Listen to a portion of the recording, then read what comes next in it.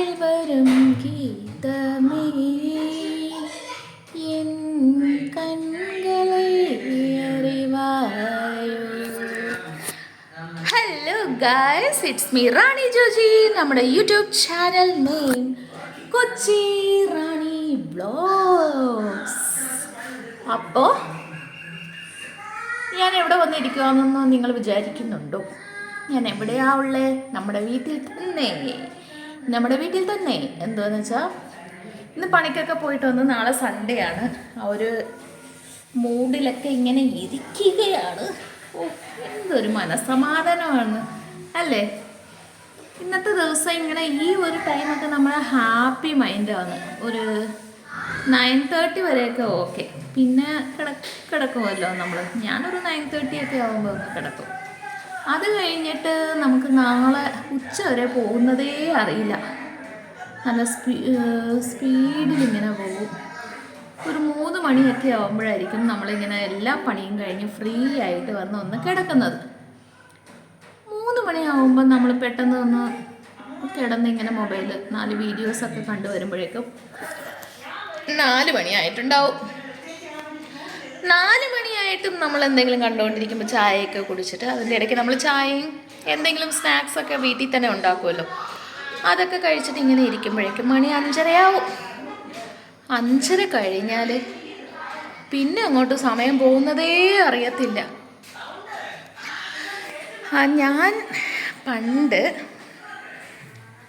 ഞാൻ വിചാരിക്കുക നമ്മൾ ഈ പഠിക്കുന്ന സമയത്തൊക്കെ എങ്ങനെയായിരിക്കും? പഠിക്കുന്ന സമയത്ത് നമ്മൾ ജോലിക്ക് പഠിക്കുന്ന സമയത്ത് സൺഡേ ആകുമ്പോൾ നമ്മുടെ ഫീലിംഗ് എന്തുമായിരിക്കും? ഓ, നാളെ പണിക്ക് പോകണമല്ലോ എന്നുള്ള ഫീലിംഗ് ആയിരിക്കും.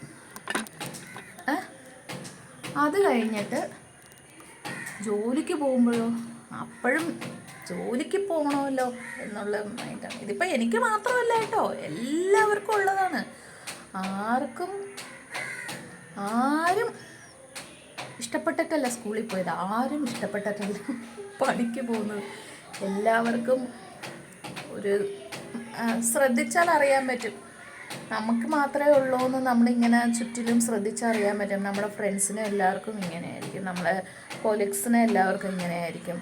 തിങ്കളാഴ്ച വരുമ്പോൾ മൂഡ് ഒന്ന് ഒരുമാതിരി ആയിരിക്കും. പണിയെടുക്കണമല്ലോ, ഇനി 6 ദിവസം പണിയെടുക്കണമല്ലോ. പഠിക്കുന്ന സമയത്ത് അങ്ങനെയായിരുന്നു കേട്ടോ. പഠിക്കുന്നത് ഞാൻ ചെന്നൈയിലായിരുന്നല്ലോ പഠിച്ചത്. അപ്പോഴൊക്കെ എന്ന് പറഞ്ഞാൽ അമ്മയ്ക്കൊന്നും തമിഴ് അറിയത്തില്ല. പിന്നെ ആകെപ്പാട് തമിഴ് അറിയാവുന്നത് വീട്ടിലെ അച്ഛൻ മാത്രമേ ഉള്ളൂ തമിഴ് അറിയാവുന്നത്. തമിഴ് സബ്ജക്റ്റ് എന്ന് പറയുമ്പോഴേക്കും എനിക്കങ്ങ് വെപ്രാളമാണ് പഠിക്കാനായിട്ട്. എങ്ങനെ പഠിക്കുമെന്ന്. അവിടെയാണെങ്കിൽ തമിഴ് പിള്ളേർ സൂപ്പറായിട്ട് ഏത് സബ്ജക്റ്റ് പഠിച്ചില്ലെങ്കിലും തമിഴ് സബ്ജക്റ്റിൽ നല്ല മാർക്കും ഉണ്ടാവും. ഓ, ഞാനൊക്കെ എന്ത് കഷ്ടപ്പെട്ടിട്ടുണ്ടെന്നറിയാമോ തമിഴ് പഠിച്ചെടുക്കാനായിട്ട്. അമ്മമ്മ, എല്ലാം ഞാൻ സ്കൂളിൽ മാത്രമേ പഠിച്ചിട്ടുള്ളൂ. എനിക്ക് വീട്ടിൽ പറഞ്ഞു തരാനായിട്ട് ആരും ഇല്ലായിരുന്നു. അമ്മയ്ക്കാണെങ്കിൽ ഒട്ടും തമിഴ് സംസാരിക്കാൻ പോലും അറിയില്ല. എൻ്റെ സ്കൂൾ ആൻഡ് കോളേജ് ലൈഫ് മൊത്തവും തമിഴ്നാട്ടിലായിരുന്നല്ലോ. അമ്മ സംസാരിക്കുന്നത് അങ്ങനെ ആർക്കും മനസ്സിലാകത്തില്ല. ഞാൻ പിന്നെയും കുഴപ്പമില്ലാതെ സംസാരിക്കും. നമ്മളിങ്ങനെ ഫ്രണ്ട്സായിട്ടൊക്കെ ഇങ്ങനെ സംസാരിച്ച് തമിഴൊക്കെ നമ്മൾ അത്യാവശ്യമൊക്കെ സംസാരിക്കുമായിരുന്നു. പക്ഷെ അമ്മയ്ക്കൊക്കെ ഒട്ടും സംസാരിക്കാൻ അറിയില്ലായിരുന്നടേ. ഓ, അപ്പോഴൊക്കെ ഞാൻ എന്ത് പാടുപെട്ടിട്ടുണ്ട്. അതിൻ്റെ ഇടയ്ക്ക് പ്രോപ്പർ ടൗണിലല്ല, ഞാൻ കുറച്ച് ഉള്ളിലോട്ടായിരുന്നു. അപ്പോൾ എനിക്ക് മറ്റേ ഇംഗ്ലീഷ് മീഡിയം 5th വരെ ഞാൻ ഇംഗ്ലീഷ് മീഡിയം പഠിച്ചു കഴിഞ്ഞിട്ട് അവിടുന്ന് 6th മാറാനായിട്ട്, ഇംഗ്ലീഷ് മീഡിയം ആണെങ്കിൽ ഒരു പേപ്പറേ ഉള്ളൂ. അവിടെ ഇംഗ്ലീഷ് മീഡിയത്തിൽ ഹിന്ദി ഒരു പേപ്പർ ഉണ്ടാവും, തമിഴ് ഒരു പേപ്പറേ ഉണ്ടാവുള്ളൂ. അപ്പോൾ എന്ത് ചെയ്തെന്നറിയാമോ? ഈ 6th അമ്മച്ചിക്ക് പേടി. എന്താണെന്ന് വെച്ചാൽ ഇംഗ്ലീഷ് മീഡിയം ഒരു 5 കിലോമീറ്റർ അപ്പുറം പോകണം. അപ്പോൾ അമ്മച്ചിക്ക് അങ്ങോട്ട് വിടാനായിട്ട് പേടി. അപ്പോഴേക്കും അമ്മച്ചി എന്ത് ചെയ്തു? അവിടെ തന്നെയുള്ള തമിഴ് മീഡിയത്തിൽ ചേർത്ത്. നമ്മുടെ അവസ്ഥയൊന്നും മനസ്സിലാക്കേണ്ട ആവശ്യമില്ലല്ലോ, തമിഴ് പഠിച്ചെടുക്കാൻ പറ്റുമോ? എന്ത് പാടാണ് പഠിച്ചെടുക്കാനായിട്ട്. എന്നിട്ട് തമിഴ് മീഡിയത്തിൽ കൊണ്ടുപോയി ചേർത്ത്. തമിഴ് മീഡിയം ആണെങ്കിൽ ഒരു പേപ്പർ മാത്രം ഇംഗ്ലീഷ്, ബാക്കി എല്ലാം തമിഴ്. എൻ്റെ അമ്മ, എൻ്റെ അപ്പോ അയ്യോ, സയൻസും ഫിസിക്സും കെമിസ്ട്രിയും ബയോളജിയും മാത്സ് അല്ല, മാത്സിലായാലും ഉണ്ട്. നമ്മൾ എങ്ങനെയാണ് ഇംഗ്ലീഷ് മീഡിയത്തിൽ മറ്റേ ടേബിൾ പറയുന്നത് എങ്ങനെയാണ്? 1 2s are 2, 2 2s are 4, 3 2s are 6, 4 2s are 8, 5 2s are 10, 6 2s are 12 അങ്ങനെയാണല്ലോ പറയുന്നത്. അപ്പം ഞാൻ അവിടെ തമിഴ് മീഡിയത്തിൽ ചേർന്ന് കഴിഞ്ഞിട്ട് ടേബിൾ പറയാൻ പറഞ്ഞപ്പം ഞാൻ ഇങ്ങനെ എണീച്ച് 1 4s are 4, 2 4s are 8, 3 4s are 12, 4 4s are 16 എന്ന് പറഞ്ഞു. അപ്പം എന്നോട് പറയുന്നേ, ഇവിടെ എത്ര സാറുണ്ട്? ഞാൻ പറഞ്ഞു, ഒരു സാറ്. പിന്നെ എന്തിനാ ഇത്ര സാറ് പറയുന്നത്? സാറ് പറയണ്ട, തമിഴ് മീഡിയമാണ്, തമിഴിൽ പറഞ്ഞാൽ മതി. ഓ ഷാജഹാനെ, ഓർത്തിട്ട് എനിക്കിപ്പോൾ ദേഷ്യം വരുമോ. അപ്പോൾ എങ്ങനെയാണെന്നറിയാം, തമിഴിലെ പറയണം. ഇപ്പോൾ O 2 2, E 2 4, M 2 6, 4 2 8, I 2 10 ഇങ്ങനെ പറയണം. അപ്പം അന്നൊക്കെ ഒട്ടും വരില്ല, നമ്മൾ ഈ ഇംഗ്ലീഷിൽ പഠിച്ചു വെച്ചേക്കുന്നതുകൊണ്ടേ. അപ്പം ഞാനിങ്ങനെ കൈ ഇങ്ങനെ ബാക്കിൽ വെച്ചേക്കും, 1 2. അപ്പം മനസ്സിലിങ്ങനെ പറയാം, 1 2s are 2, O 2 2, 2 2s are 4, E 2 4 ഇങ്ങനെയൊക്കെ പറയും. എന്നിട്ട് ഞാൻ ഒരു വർഷമൊക്കെ ഇങ്ങനെ കടിച്ച് പിടിച്ച് പോയി. 7ലായപ്പം എൻ്റെ മനസ്സ് വിട്ടുപോയി. ദൈവമേ, എങ്ങോട്ടെങ്കിലും അങ്ങ് ഇറങ്ങിപ്പോയാലോ, ഇനി നാളെ ഈ സ്കൂളിലേക്ക് തന്നെ വരണമല്ലോ എന്ന്. അങ്ങനെ പോയി പിന്നെ ഞാനങ്ങ് പഠിക്കാൻ 8th ആയപ്പം പഠിക്കണമെന്നുള്ള ഒരു ഇതായി. ഒരു 6th 7th 8th ഞാനങ്ങ് ഉഴപ്പിയായെന്ന് വെച്ചാൽ ഞാൻ 5th വരെ നന്നായിട്ട് പഠിക്കുന്ന കൂട്ടത്തിൽ ഒരു ആളായിരുന്നു. ഫസ്റ്റ് 3 റാങ്കിനുള്ളിൽ എൻ്റെ പേര് വരുമായിരുന്നു. ഒന്നെങ്കിൽ ഫസ്റ്റ് അല്ലെങ്കിൽ സെക്കൻഡ്. എന്ന് വെച്ചാൽ ഞാൻ, എൻ്റെ 2 ഫ്രണ്ട്സ്, ഒരുത്തൻ ബോയ് ഫ്രണ്ടും, ഞങ്ങൾ 2 പേര് ഗേൾസ് ആയിരുന്നു. ഈ 3 പേരായിരുന്നു ഫസ്റ്റ് ടു 5th വരെ ഞങ്ങളുടെ മാർക്ക് മത്സരിച്ചാണ് പഠിക്കുന്നത്. എന്നിട്ട് 6th ആയപ്പോൾ എന്നെ തമിഴ് മീഡിയത്തിൽ ചേർത്തപ്പം ഞാൻ പിന്നെ ഉഴപ്പിയായി തുടങ്ങി. ഞാൻ പഠിക്കുകയൊന്നും ഇല്ലായിരുന്നു. എന്തിനാ പഠിക്കുന്നത്, എന്തിനാ സ്കൂളിൽ വന്നത്, എന്തിനാ ജീവിക്കുന്നതെന്നുള്ള ഒരു അവസ്ഥയായിപ്പോയി എനിക്ക്. അപ്പോൾ എൻ്റെ ഫ്രണ്ട്, ഈ ബോയ് ഫ്രണ്ട് ഉണ്ടല്ലോ, അവന് ആ സ്കൂളിൽ തന്നെ വന്ന് ജോയിൻ ചെയ്തു. 6th അവൻ ആ സ്കൂളിലായിരുന്നു. അവൻ്റെ അമ്മ ടീച്ചറൊക്കെ ആയിരുന്നു. അപ്പോൾ ഞാനിങ്ങനെ പുറത്തൊക്കെ നിന്നിട്ടുണ്ട് പഠിക്കാത്തത് കൊണ്ടേ, ഈ ക്ലാസ്സിൻ്റെ പുറത്തൊക്കെ പിടിച്ച് നിർത്തൂലേ. അപ്പോൾ ഞാൻ മത്സരിച്ച് പഠിച്ച ആ 3 പേരിൽ ഒരാളാണ് ഇവൻ അപ്പുറത്ത് ക്ലാസ് റൂമിൽ ഒരു ബുക്ക് തരാൻ വരുമ്പോൾ ഞാൻ അവിടെ പുറത്ത് നിൽക്കുകയാണ് പഠിക്കാത്തത് കൊണ്ട്. ആ ഒരു അവസ്ഥ നിങ്ങളൊന്ന് ആലോചിച്ച് നോക്കണം. നമ്മൾ ഇത്രയും നാൾ മത്സരിച്ച് പഠിച്ചുകൊണ്ടിരുന്ന ആൾ ഈ ഒരു സ്കൂളിൽ മാറിക്കഴിയുമ്പോൾ എൻ്റെ അവസ്ഥ എങ്ങോട്ടാണ് പോയേക്കുന്നതെന്നുള്ളത് എനിക്കത് കണ്ടപ്പോഴേക്കും, അവൻ അടുത്ത ക്ലാസ്സിൽ വന്ന് ബുക്ക് തരാൻ വന്നപ്പോഴേക്കും എനിക്കങ്ങ് വാശി അങ്ങ് കയറി. എൻ്റെ ദൈവമേ, ഞാൻ എങ്ങനെയൊക്കെയോ പഠിച്ച് 85% മേളിൽ ഞാൻ 10th എടുത്തു. 85ക്ക് മേളിൽ ഞാൻ എടുത്തു. കഠിന അധ്വാനമായിരുന്നു തമിഴ് പഠിച്ചെടുക്കാനായിട്ട്.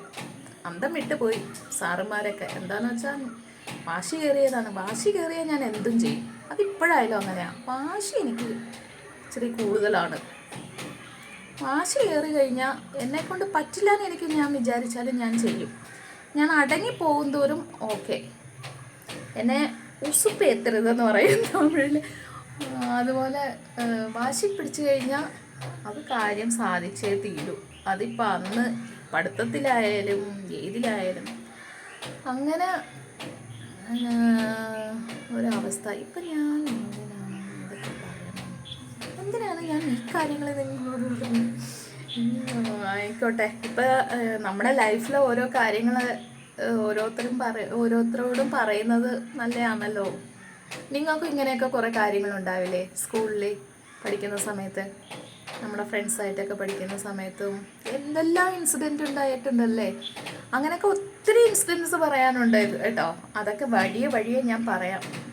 ഇങ്ങനെയൊക്കെയല്ലേ ഉള്ളൂ നമുക്ക് ടോപ്പിക്ക് സംസാരിക്കാനുള്ളൂ. നീ കുറച്ചൊക്കെ ആവട്ടെ, നമുക്ക് നല്ല ടോപ്പിക്കൊക്കെ സംസാരിക്കാം. ആരും എന്നെ വിട്ട് പോകാതിരുന്നാൽ മതി. പിന്നെ ആരും കമൻസ് ഒന്നും ഇടുന്നില്ലല്ലോ. വ്യൂസൊക്കെ ഒരുവിധം 1-2 വീഡിയോസൊക്കെ 1,00,000 സംതിങ് ഒക്കെ ആൾക്കാർ വീഡിയോ കണ്ടിട്ടുണ്ട്. ഒരുപാട് ഒരുപാട് താങ്ക്സ്. ഇനിയും എല്ലാ വീഡിയോസും കാണണം, സപ്പോർട്ട് ചെയ്യണം. അപ്പോൾ നമുക്ക് നാളെ വരാം. ഓക്കെ, നാളെ സൺഡേ അല്ലേ, അടിച്ചു പൊളിക്കണ്ടേ? ആക്ച്വലി ഒരു സൺഡേ എന്ന് പറയുന്ന ദിവസമാണ് നമ്മുടെ ഒരു ഹാപ്പി മൂഡ് ദിവസം. Saturday evening to Sunday evening അത്രയേ ഉള്ളൂ. സൺഡേ നൈറ്റ് ആയ ഹാപ്പി ഒന്നുമില്ല. പണിക്ക് പോകുന്നുണ്ട്, സാലറി കിട്ടുന്നുണ്ട്, പണിയും നമുക്ക് അത്യാവശ്യമുള്ള കാര്യമാണ്, അതൊക്കെ ഓക്കെയാണ്. പക്ഷെ മനുഷ്യനാണ്, എന്ത് ചെയ്യാനാ? നമ്മൾ പഠിക്കുന്ന സമയത്ത് വിചാരിക്കും ടീച്ചർമാരൊക്കെ സാലറി മേടിക്കൂലേ, അപ്പോൾ നമ്മൾ കഷ്ടപ്പെട്ട് പഠിക്കുന്നു, നമുക്ക് സാലറി ഒന്നും കിട്ടുന്നില്ല, ഇവർ വെറുതെ വന്ന് പഠിപ്പിച്ചിട്ട് പോകുന്നു, ഇവർക്കൊക്കെ സാലറി കിട്ടുന്നുണ്ട്. കോളേജിലൊക്കെ ഞാൻ വിചാരിച്ചിട്ടുണ്ട് കേട്ടോ, നമ്മൾ കഷ്ടപ്പെട്ട് പഠിക്കുന്നില്ലേ, നമുക്ക് ഇച്ചിരി പൈസ വന്നുകൂടെയെന്ന്. അവിടെയൊക്കെ എന്ന് പറഞ്ഞാൽ സ്കോളർഷിപ്പ് പോലും ഇല്ല ഇവിടുത്തെ പോലെ. പഠിത്തം പിന്നെ ഈ മറ്റേ എല്ലാ കാര്യങ്ങളും പറഞ്ഞിട്ട് ഡയറക്റ്റ് ഇൻ്റർവ്യൂ വന്ന് കമ്പനിയിൽ നിന്നൊക്കെ എടുക്കൂലേ, അങ്ങനെയൊക്കെ കുറച്ച് സംഭവങ്ങളുണ്ട്. കുറേ കാര്യങ്ങളുണ്ട്. ഇപ്പം ഞാൻ 5th ഞാൻ സ്റ്റാർട്ട് ചെയ്തിട്ടല്ലേ ഉള്ളൂ. 5th പഠിക്കുന്ന സമയത്ത് ഞാനേ ഒരു തമിഴ് പാട്ട് പാടുമായിരുന്നേ. അപ്പോൾ എല്ലാ മിസ്സുമാരും എപ്പോൾ നോക്കിയാലും എന്നെ വിളിച്ച് പാടിക്കുമായിരുന്നു. ആ പാട്ടൊന്ന് ഞാൻ പാടിത്തട്ടെ. ആ ഒരു ഓർമ്മ, നമ്മളെന്തായാലും 5th സ്റ്റാൻഡേർഡിൻ്റെ കാര്യമല്ലേ നമ്മളിപ്പോൾ സംസാരിച്ചുകൊണ്ടിരുന്നത്. അപ്പോൾ ആ സമയത്ത് എന്നെ എല്ലാ മിസ്സുമാരും വിളിച്ചിരുത്തി പാടിക്കുന്ന പാട്ടാണ് ഇത്.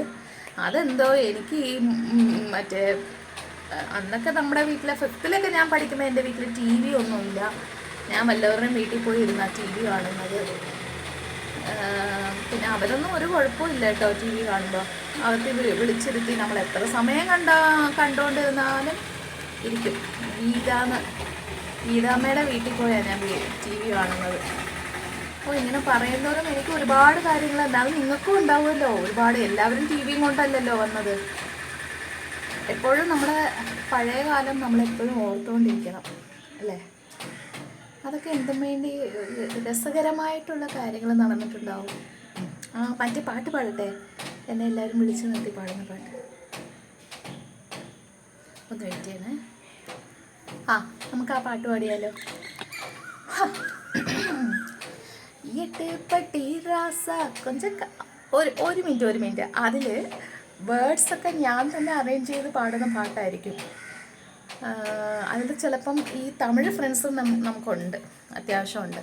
അപ്പോൾ അവർ അങ്ങനെയല്ല എന്നൊന്നും വിചാരിക്കരുത്. അത് ചില വേർഡ്സൊക്കെ ഞാൻ തന്നെ ആഡ് ചെയ്യുന്നതാണ്. അത് അന്ന് തൊട്ട് അന്നേ ആഡ് ചെയ്തേക്കുന്നതാണ്.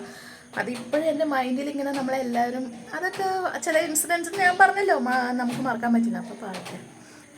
എട്ട് പട്ടി റാസ കൊഞ്ചം കാത കൊടുങ്ക ലേസ கட்டின புருஷன் நடக்கும் முறையும் சொல்லித்தரேன் ராசா, நீ கட்டளை இடு நான் கட்டுப்படுவேன், நீ உத்தரவிடு நான் காத்து கிடப்பேன், கட்டில மேல போறவரை சொன்னபடி செய்வேன். சரிதான்.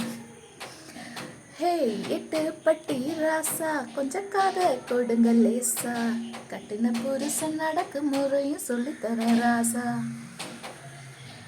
6 மணிக்கு விளக்கு வச்சா வீட்டுக்கு வந்திடணும் சரிங்க, 7 மணிக்கு முதுக தேய்ச்சிடணும் சரிங்க, 8 மணி ஆனா தான் என்னோட சேர்ந்து சாப்பிடணும், திண்ணையில் உட்காந்து வெத்தலை மடிச்சு போட்டுக்கணும், 9 மணி அடிச்சா பாய் விரிச்சு கதவடைச்சன்னு 10 மணிக்கு விளக்கணைச்சு கிட்டல வந்துடணும். அப்படி போடு.